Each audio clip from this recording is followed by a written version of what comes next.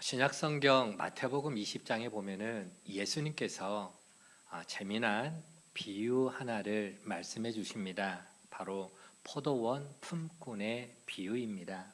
내용이 이렇죠.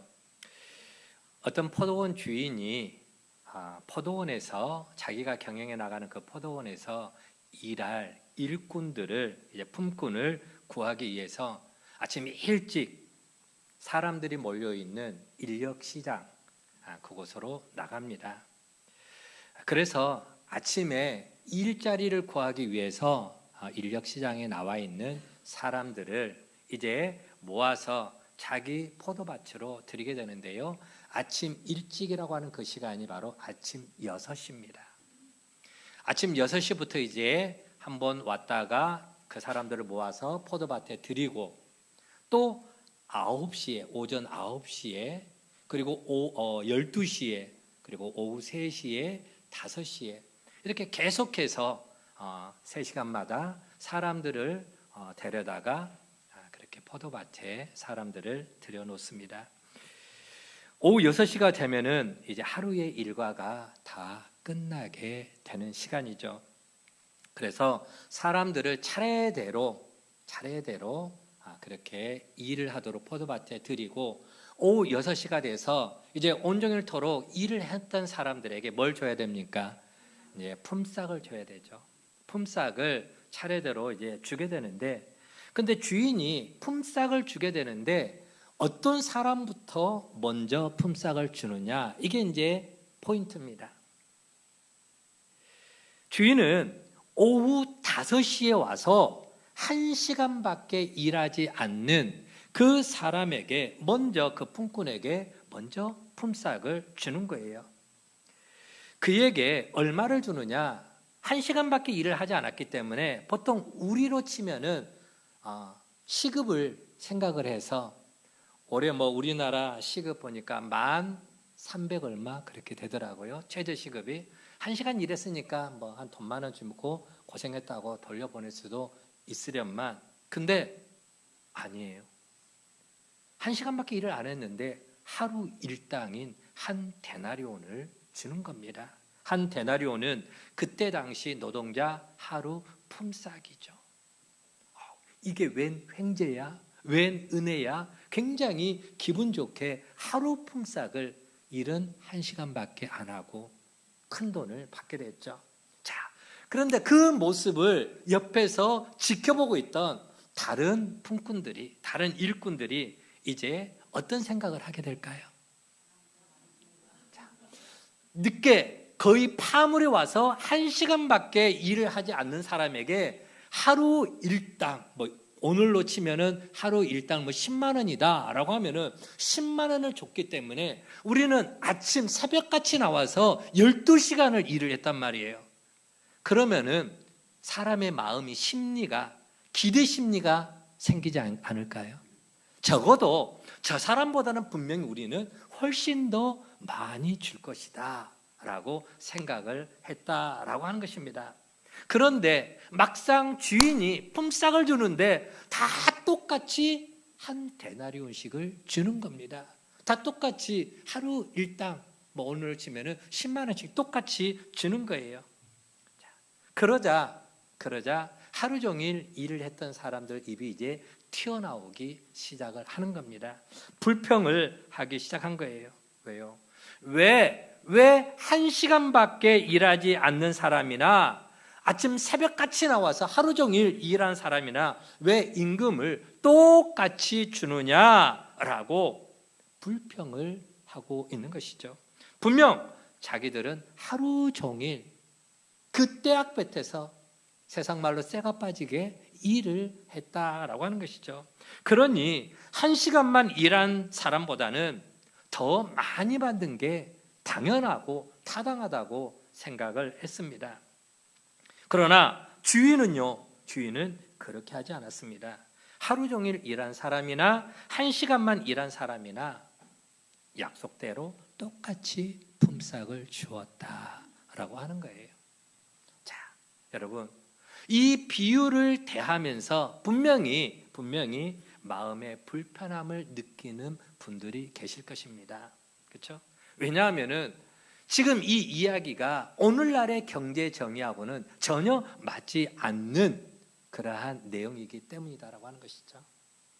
1시간밖에 일하지 않는 사람에 비해서 12배나 더 많은 그러한 시간을 공을 들여 일한 사람이면 당연히 12배는 아니라 할지라도 적어도 1시간만 일한 사람보다는 훨씬 더 많은 임금을 줘야 하는 게 당연한 것 아닐까요? 그렇죠. 더 많이 일했으니까. 자, 그런데 1시간 일한 사람이나 12시간 일한 사람이나 똑같이 품삯을 준다 하주나 어떤 생각이 들까? 아니 엄마 아빠 이건 부당하지 않습니까? 하연이는 1시간밖에 안 하고 나는 12시간이나 엄마 아빠를 기쁘게 하고 내가 일을 했는데 이거밖에 안 줘요? 라고 하면은 당연히 입이 튀어나올 수 있다라고 하는 것이죠. 그래서 아까 봤던 그 그림처럼 머리에 띠를 뜨고 투쟁하면서 시위를 할 수도 있지 않았을까? 임금을 더 달라라고. 그렇죠? 자, 여러분, 근데 이게 예수님이 하신 말씀이에요. 예수님이 천국은 이와 같으니 라고 하면서 비유를 들어서 이 포도원 밭의 품꾼의 이야기를 예수님이 하신 말씀입니다. 자, 무슨 말이냐? 천국은 이와 같다라고 하는 말씀이에요. 여러분, 우리가 살아가는 세상은 분명히 조건을 따집니다. 어떤 조건요? 적어도 내가 일한 만큼은 받아가야 된다. 내가 일한 만큼, 수고한 만큼, 땀을 흘린 만큼은 내가 당연히 보상을 받아야 된다라고 생각을 하죠. 내가 일한 만큼 보상을 받아서 누려야 된다라고 생각을 합니다. 그런데 천국은 어떠냐? 천국은 조건을 따지지를 않습니다. 천국은 세상의 경제 원리와 완전히 다른 곳이 바로 천국입니다. 1시간 일한 사람이나 하루 종일 일한 사람이나 동등합니다. 왜요? 왜 이렇게 다를까요? 천국은요? 바로 천국은 가정과 같은 곳이기 때문이다 라고 하는 것입니다. 가정. 자, 이제 우리 가정을 한번 생각해 봤으면 좋겠습니다. 여러분, 가정은요, 세상의 논리가 무의미한 곳이 바로 가정입니다. 단적인 예로 요즘에는 조금 달라질 수 있는데요.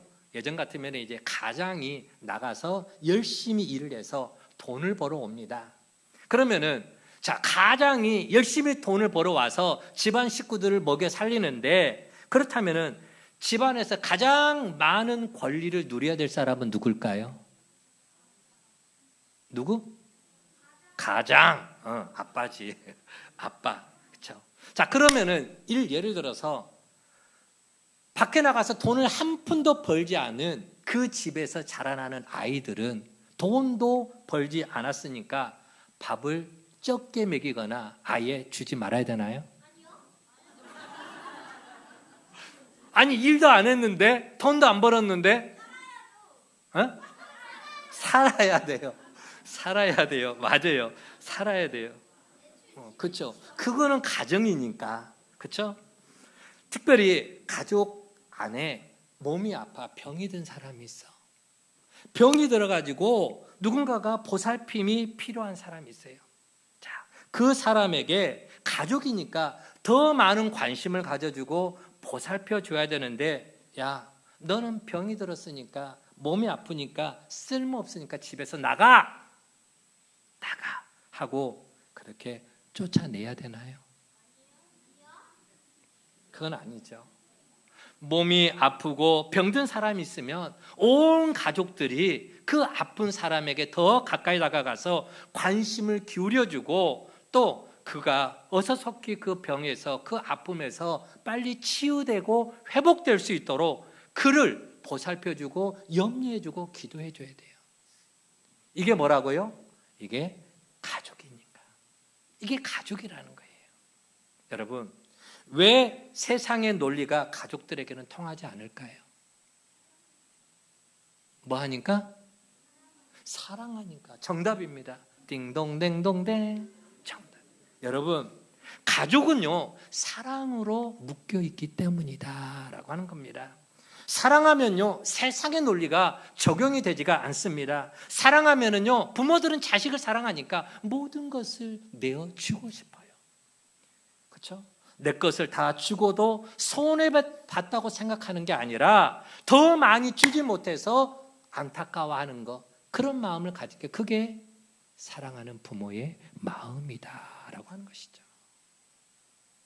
부모의 마음은 반찬을 만들어서 싸가지고 자식들한테 가져다 주고, 혹시라도 또 냉장고 문을 열어서 뭐 이 집에 또 내가 더 채워줄 게 없는가, 더 내가 사다 줘야 될 게 없는가, 아이들 옷장을 열어보면서 아이들 혹시라도 옷이 또 헤어진 데는 없는가, 필요한 게 없는가, 주고도 더 주지 못해서 안타까워하는 게, 그게 부모의 마음이에요.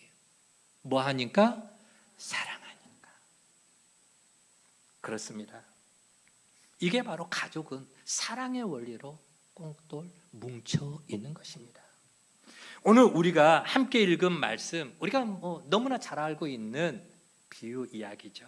흔히 탕자의 비유입니다.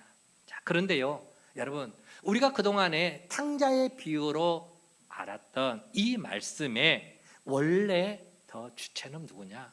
탕자이기보다요, 그런 탕자까지도 포기하지 않으시고 묵묵히 그 아들이 돌아오기를 간절히 기다려주시는 아버지의 마음인 것입니다. 주인공은 아버지라고 하는 것이죠. 탕자를 향한 아버지의 마음. 그게 어떻게 보면은 오늘 본문의 주제라고도 할 수가 있을 것입니다. 아무리 못난 자식이라 할지라도, 그 자식이 탕자가 되었다 할지라도 그 자식을 포기하지 않고 끝까지 사랑해 주시는 아버지의 사랑을 보여주는 말씀이 바로 오늘 누가복음 15장의 말씀인 것이죠.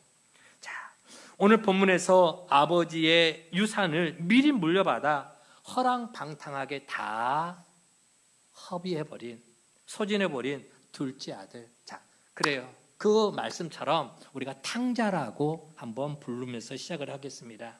그는 정말 탕자가 맞았습니다. 그 아들이 탕자인 이유가 뭐냐?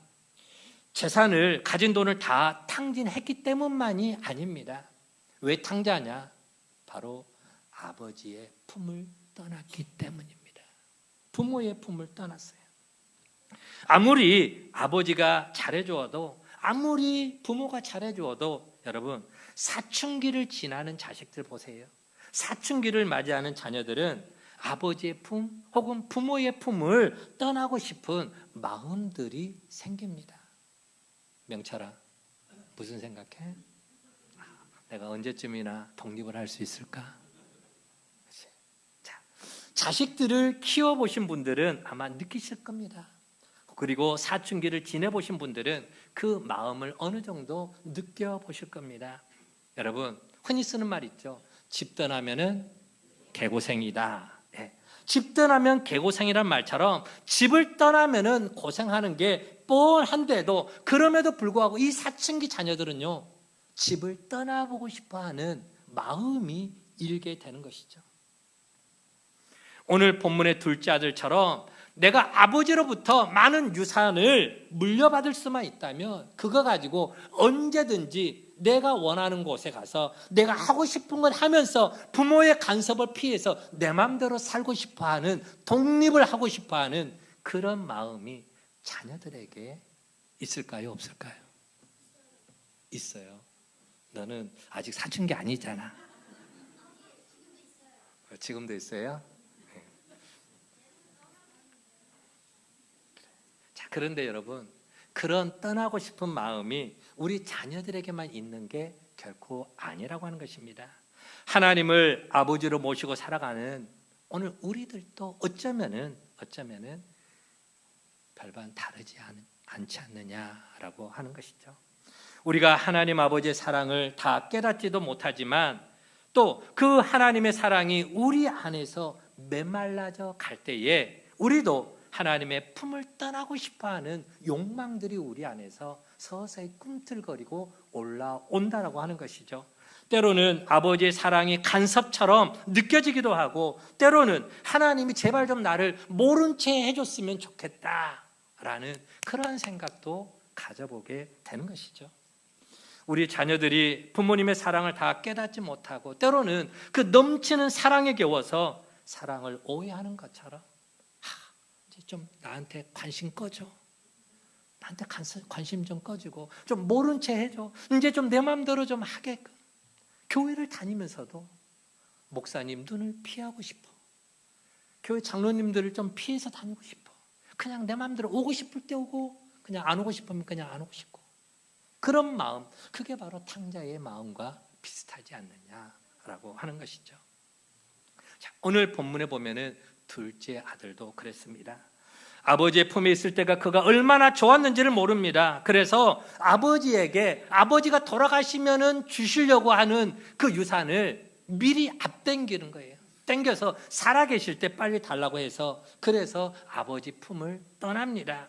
결과가 어떻게 됩니까? 집 떠나면 뭐 한다고요? 개고생.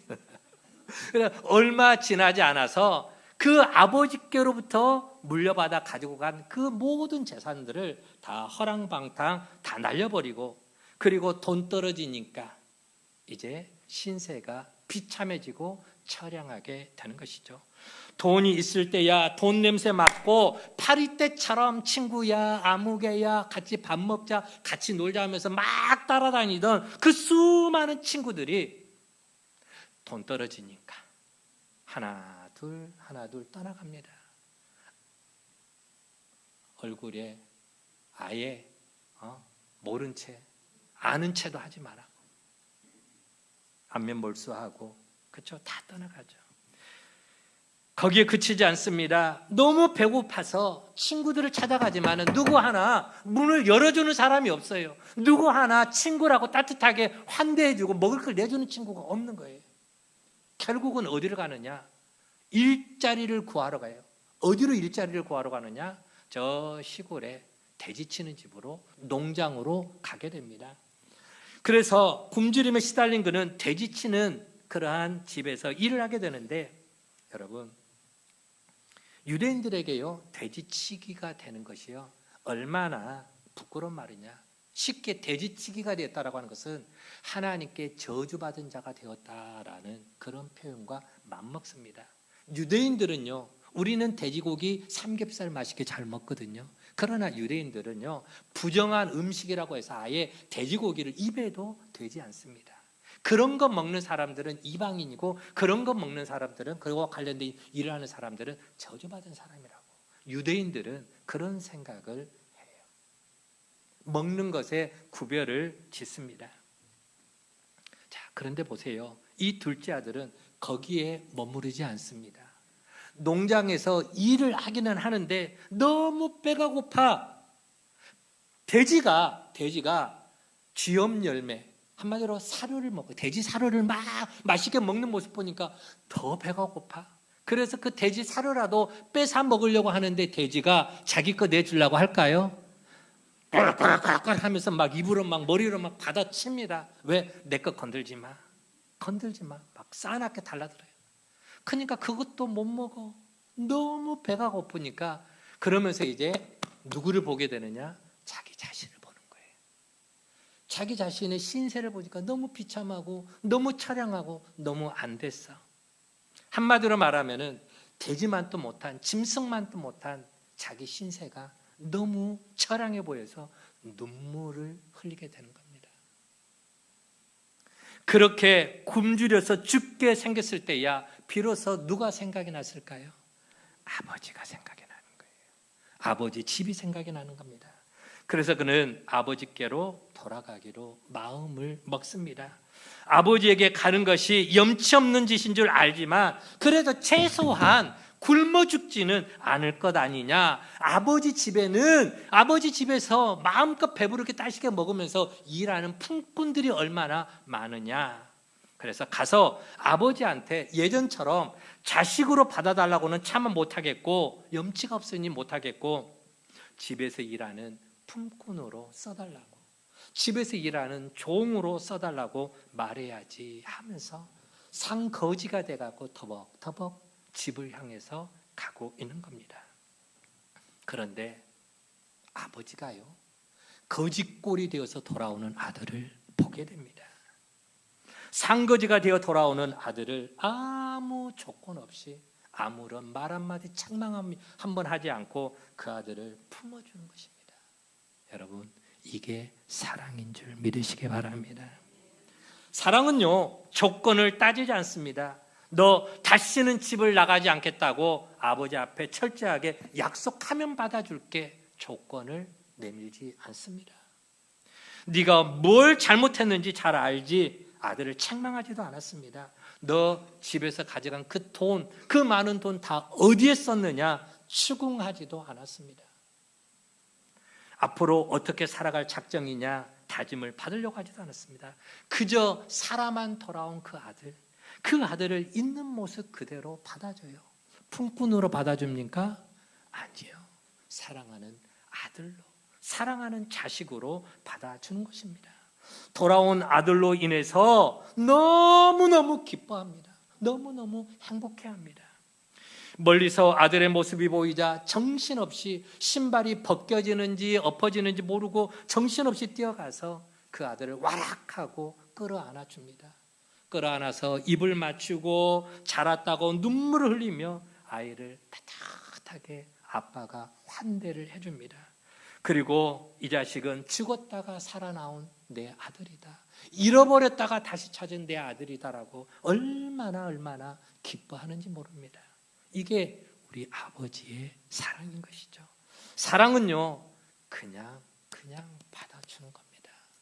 옆에 사람하고 인사합니다. 사랑은 그냥 받아주는 겁니다. 그래서 돌아온 아들로 인해서 너무 기뻐서 온 동네 사람들을 다 초대해서 잔치를 베풀게 됩니다. 자, 그리고 나서 스포트라이트가 초점이 이제 누구에게로 향하게 되느냐?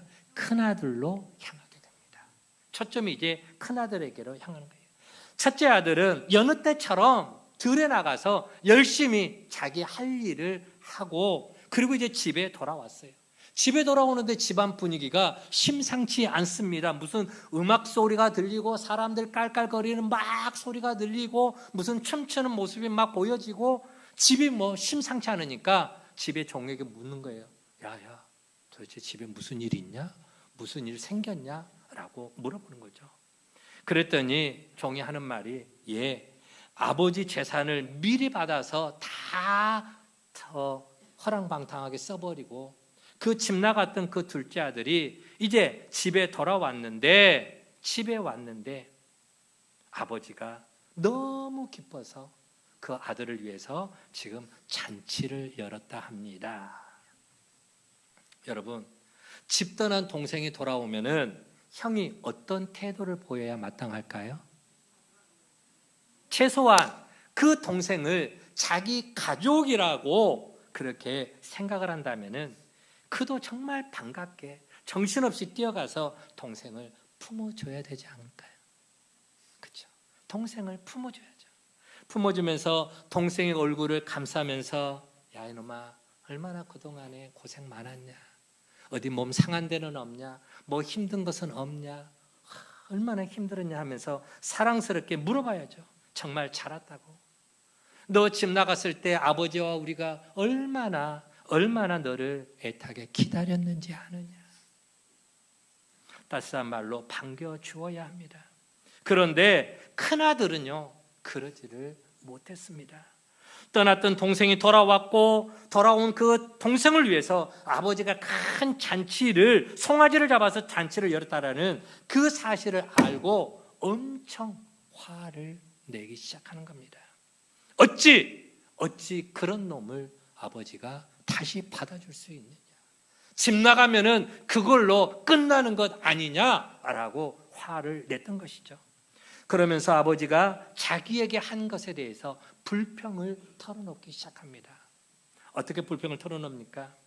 아버지, 저는 지금까지 살아오면서 한 번도 아버지 마음을 상하게 한 적이 없었습니다.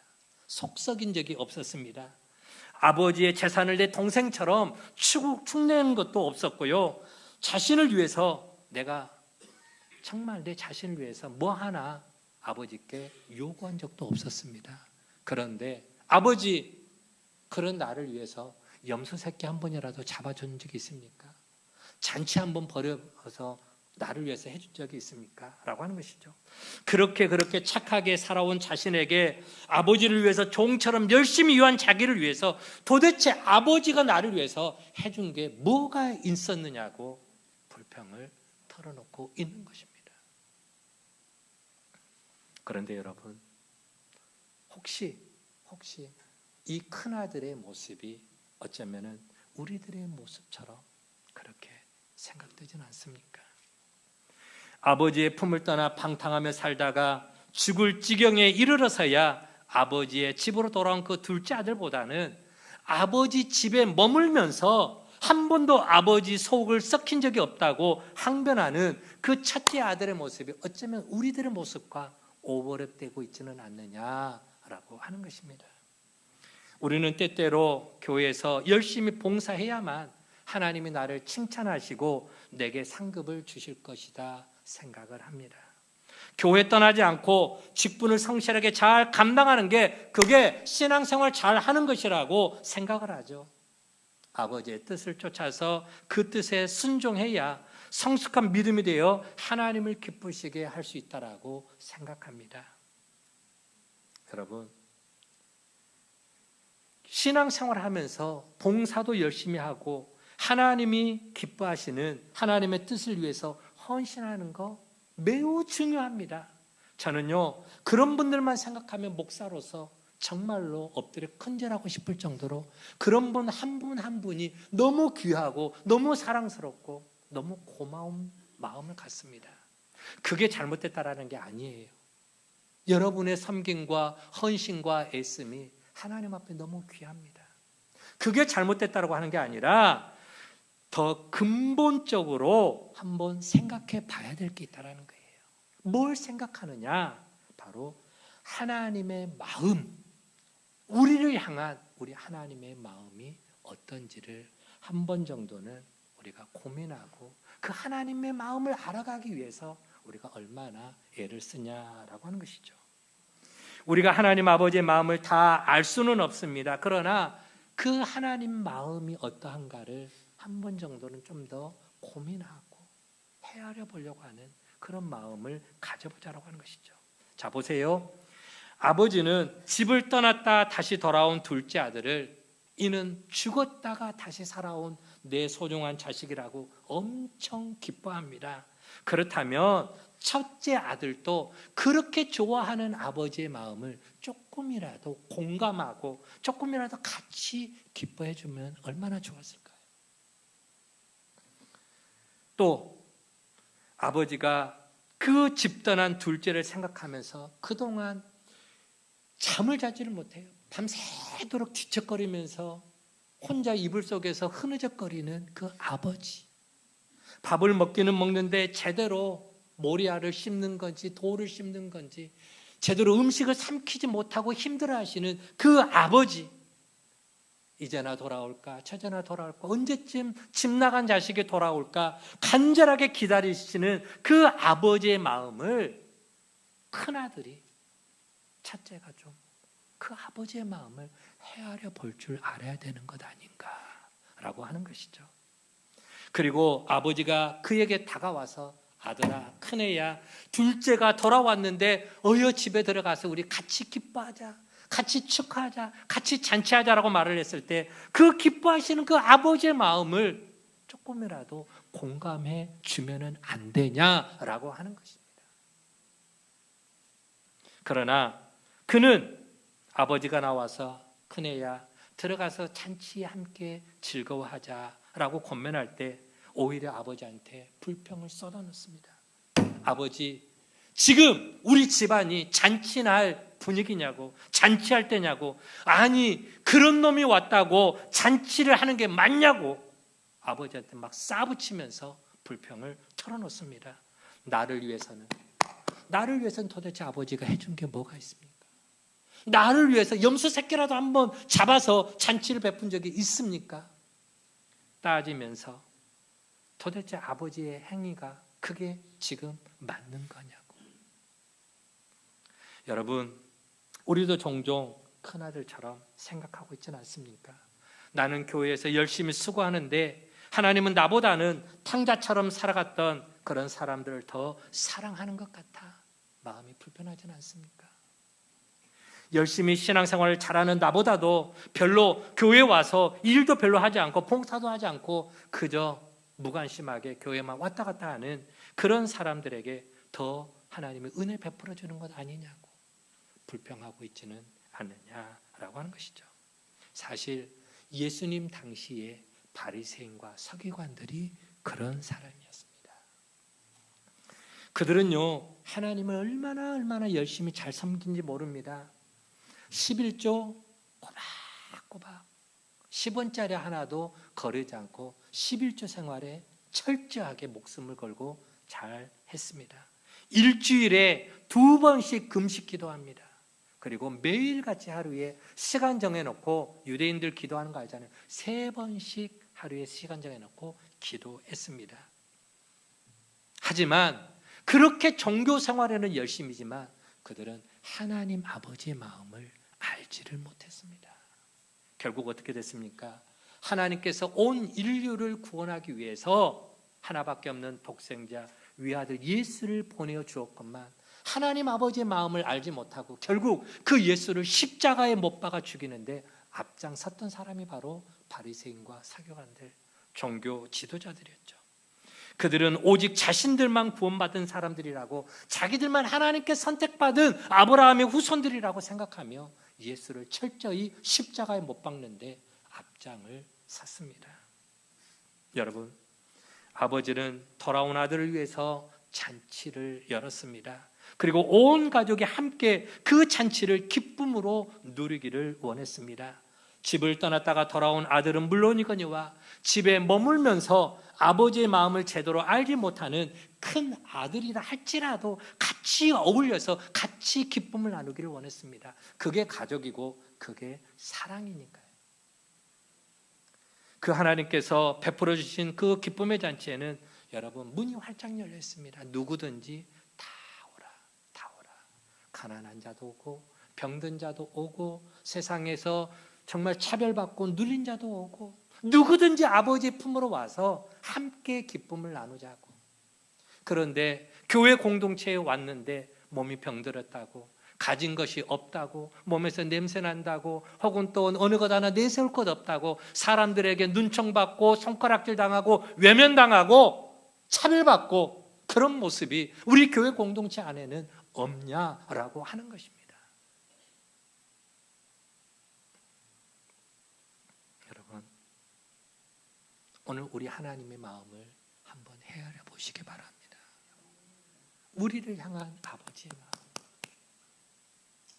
여러분, 우리를 기쁨의 잔치에 부르시는 하나님의 음성이 들리지 않습니까?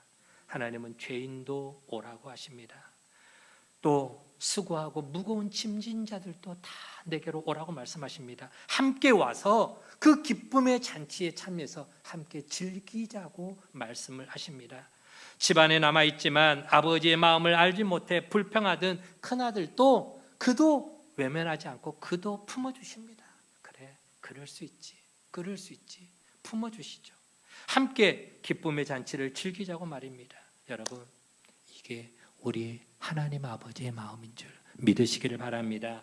그리고 우리의 가정이, 그리고 우리의 교회가 그래야만 하는 것입니다.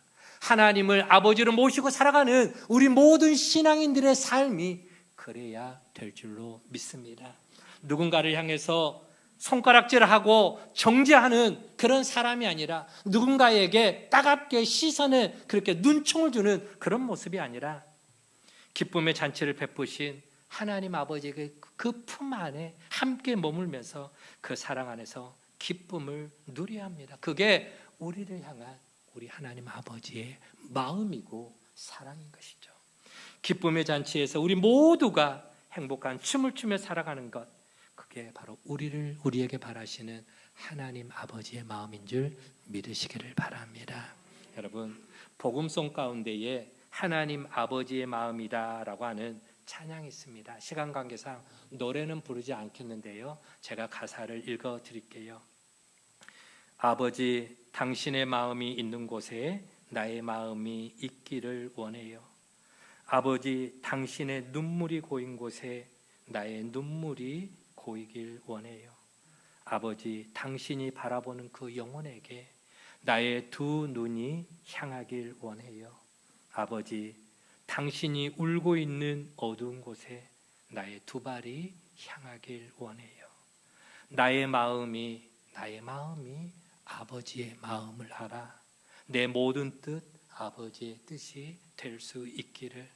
나의 온 몸이 아버지의 마음 알아 내 모든 삶 당신의 삶 되기를. 유튜브에 틀어보면은 아버지의 마음이라는 복음성이 있습니다. 오늘 예배 끝나고 한번 틀어서 들어보시기 바랍니다. 여러분, 오늘 우리 모두도 이 가사의 내용처럼 우리를 향한 아버지의 그 마음, 그 아버지의 사랑을 우리가 깊이 깨달아서 아버지께서 베푸신 그 천국잔치에 기쁨으로 참여할 수 있는 따뜻한 가족애가 넘쳐나는 우리 모두가 되어지기를 주님의 이름으로 간절히 축원을 드립니다.